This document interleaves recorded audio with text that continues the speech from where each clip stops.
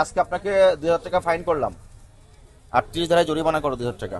আমি কি বলবো, আমি তো অসহায়, আমি তো মানে আমার চাপায় দেওয়া হয়েছে 2000 টাকা লয়ে গেছে। কিন্তু এই ব্যাপারটা তাদের মার্কেট পর্যায়ে আগে পর্যবেক্ষণ করা দরকার ছিল যে আসলে ঘটনাটা কি, তারপরে আসি এখানে জরিমানা করা উচিত ছিল। নাহলে এরা ঠিকাদারে আমাদের মতো নিরীহ দোকানদারের কাছে জরিমানা করে তারপর আমাদের কাছে টাকা নিয়ে যেতেছে। আমাদের কোনো অপরাধ নেই, আমরা তো আর কোটি কোটি টাকা কামাই ফেলাই না যে এই ছোট্ট একটা দোকান দিয়ে আমরা সংসার চালাইতে কষ্ট হয়ে যাইতেছে।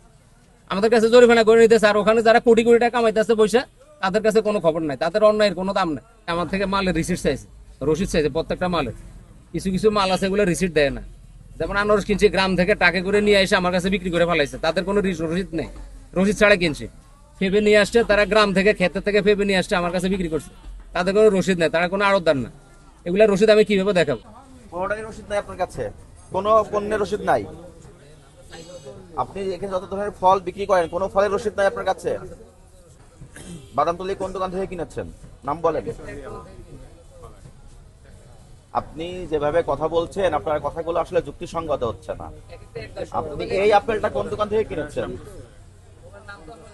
নামও জানেন না, তার মানে আপনার উৎস অজানা, ক্রয় মূল্য অজানা, বিক্রয় মূল্য কিভাবে নির্ধারণ করলেন? আপনার এখানে দুইটা অপরাধ পাওয়া গেল, মূল্য তালিকা হালনাগাদ করে প্রদর্শন না করা এবং ফল বিক্রয়ের ক্রয় বিক্রয় সংক্রান্ত পাকা রসিদ সংরক্ষণ না করা।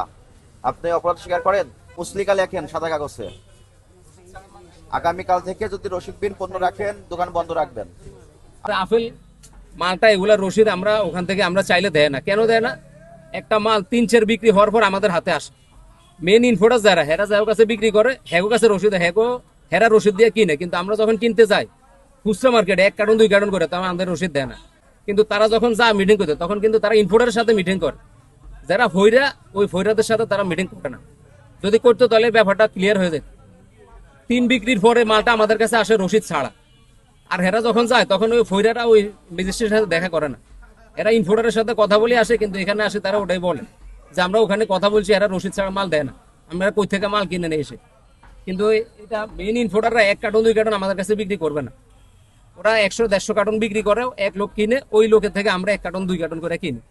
যেই লোকের থেকে আমরা কিনি তাদের কোনো ঘর নাই, কোনো ঠিকানা নাই, এরা আমাদের রসিদ দেয় না।